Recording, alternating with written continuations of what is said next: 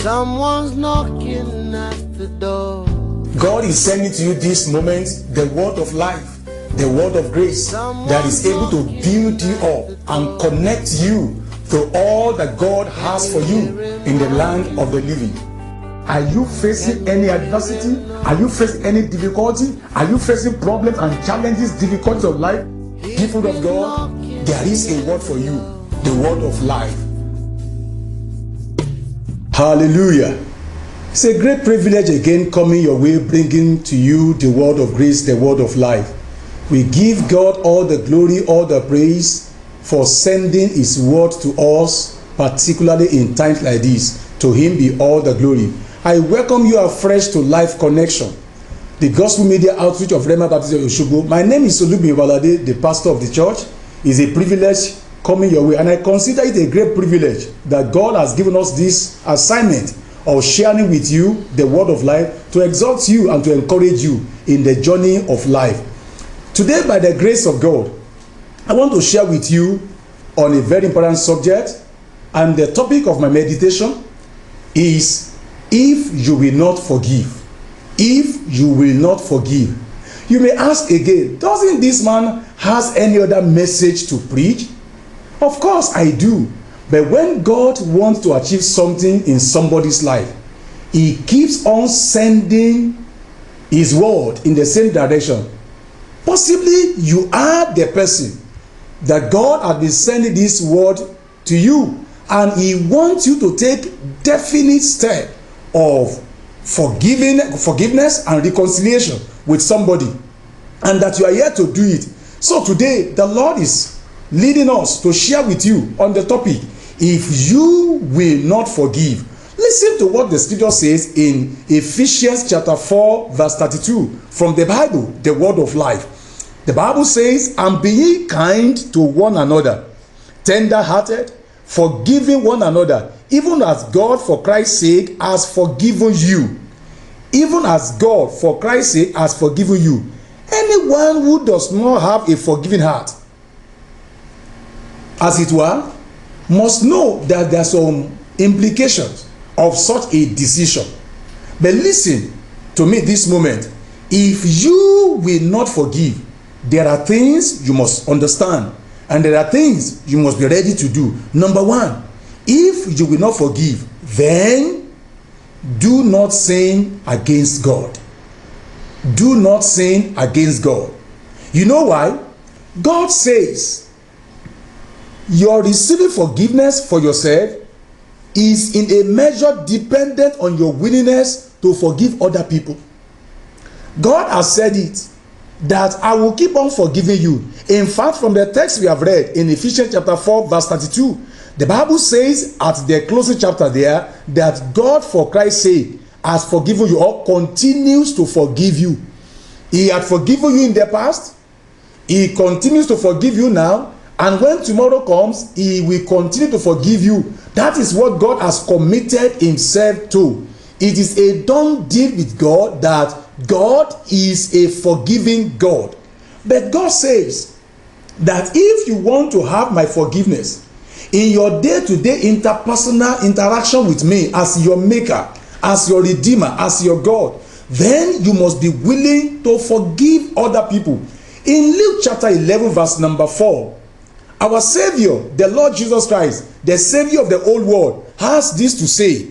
In Luke chapter 11 verse number 4, he says, and forgive us our sins, for we also forgive everyone that is indebted to us. That was in the context of the teaching of the popular prayer we call the Lord's Prayer. So he says here that, look, if you will not forgive people, then what you are saying is that you are not going to sin against God. Let me tell you something. You can only say you will not forgive if you will not need God's forgiveness. Mind you, whoever has not received the forgiveness of God cannot have the peace and the salvation of God. So if you do not continuously, consistently, continually receive forgiveness of God or from God, then you don't have any place with God. Even with our salvation, we continue to sin against God. And that is what the Bible tells us in 1 John chapter 1, from verse number 7, that if we say we have no sin, we tell a lie. But the Bible says if we confess our sins, God is faithful and just to forgive us our sins, and the blood of Jesus Christ, his son, cleanses us or continue to cleanse us from all unrighteousness. That's what the scripture says. Even in our salvation, in our saved situation. Now, we make mistake. We run into error. We don't do the bidding of God. We fall into temptation.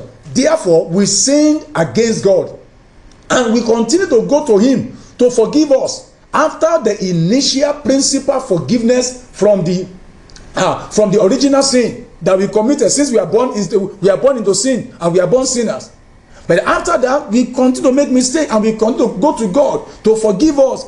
Therefore, anybody who does not sin against God is the only person that will say that I won't forgive anybody. Therefore, listen, since you do sin against God and God is committed to forgiving you, you must be ready then to let go of that person. Can I challenge you today, listener and viewers at home? Who is that person that you have said that you are going to meet at the gate of heaven to settle the matter? There is nothing like that at the gate of heaven, where people sit down to reconcile and say that now let's now settle our matter. There is no room for settling of scores in heaven. It is here that we are challenged, we are commanded, we are exhorted to settle every form of misunderstanding and issues around us. Therefore, the only person that will say that he or she will not forgive is the person that does not sin against God. But since you do sin against God, you must be ready to let go of that person. Number two, if you will not forgive people, if you are not ready to dispense forgiveness, if you are not ready to forgive anybody who offend you, then you should not engage in leadership. You should not engage in leadership. Leadership in the church, leadership in the neighborhood, leadership in the family, leadership in the state, leadership in the nation. Anybody who is not willing or ready to forgive should not engage in leadership. It is prevalent in leadership to always see someone who will wrong you. Whether you are a pastor, a governor, a councillor, a commissioner, whatever you are, an oba, a king, a chief, you must understand that somebody somewhere will always wrong you in the place of leadership. A good leader should possess a forgiving spirit. If you do not have it, then do not accept any leadership role, especially in the church, especially in the Christian circle, especially in religious setting. This is a bitter truth, because we must understand that as people offend us, we also will offend people, even when we mean to do right. From the example of the Lord Jesus Christ, we could see that his disciples offended him. Peter denied him. Judas Iscariot betrayed him. Other disciples deserted him. The people he fed and performed miracles for them, they mocked him and they condemned him to death. And we are called to follow the steps of this same Jesus Christ. He forgave them. On the cross of Calvary, he prayed, Father, forgive them, because they do not know what they are doing.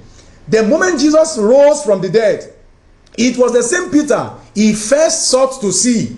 In Mark chapter 16 verse 7, he told the people, say, go your way through the angel, go your way. Tell his disciples and Peter that he has gone ahead of you into Galilee. There you shall see him, as he has said unto you. It was the same Peter that Jesus looked for the second time in John chapter 21 from verse number 1. The Bible says, and Jesus appeared again.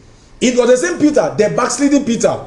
The Peter that betrayed him, it was the same Jesus that looked for him. And it was the same Peter that Jesus committed the next phase of the kingdom assignment into his hand. Where did the pastors and the prophet of today get the mandate and the authorization to curse people, church members and associates who offend them in leadership?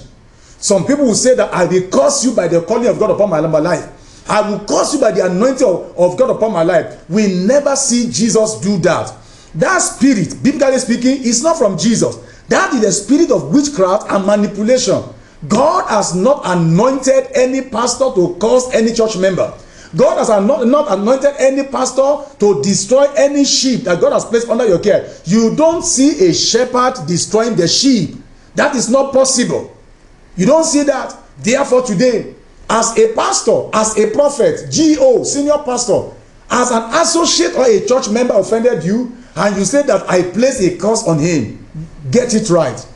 In the spirit of Jesus Christ, instead of cursing, why don't you bless? Why don't you pray for that person? Why don't you counsel? Why don't you motivate that person to behave right? So today, the Lord is asking you that if you are going to really not forgive people, then don't go into leadership. But since God has placed you in leadership, since you do sin against God, you know what? It is mandatory for you to pray that God baptize you with the spirit of forgiveness. Do you want to live your life and end your life with God? Then you must know that you do sin against God.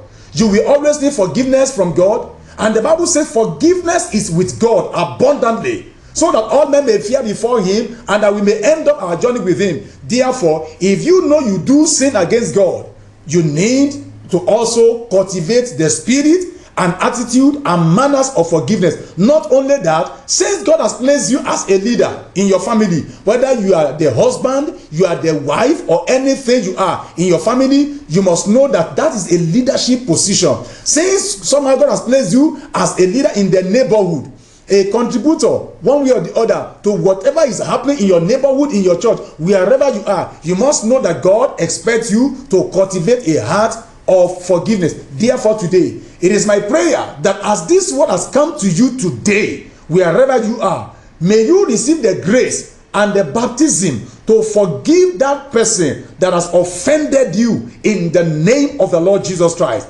Father, we thank you for the grace you have given us. Lord, I pray that this grace go rest upon every listener and viewer to do the bidding of the word in the name of Jesus Christ. Thank you, Almighty Father. In Jesus' name we are prayed. Amen. By the grace of God, we continue looking at the same subject next time on this same station. God bless you. Thank you for joining us today at Life Connections. For this and other life transforming messages from this outreach, kindly link with Olubumi Obalade on Facebook and YouTube. For prayers and counseling, you may contact us on +234 806878 3891 or +234 805103 6214. Send your mails to bumiobalade@yahoo.com or bumiobalade@gmail.com. You can also worship with us on Sundays, 8 a.m. to 11 a.m. Wednesdays, 5:30 p.m. to 7 p.m. at Bema Baptist Church, Oshogo, Arena of Miracles, opposite Capital Hotel, along Iwo Road, Oshogo, Osun State, Nigeria. God bless you. Say you are great. You are great. Say you are great. You are great. Everything, yeah.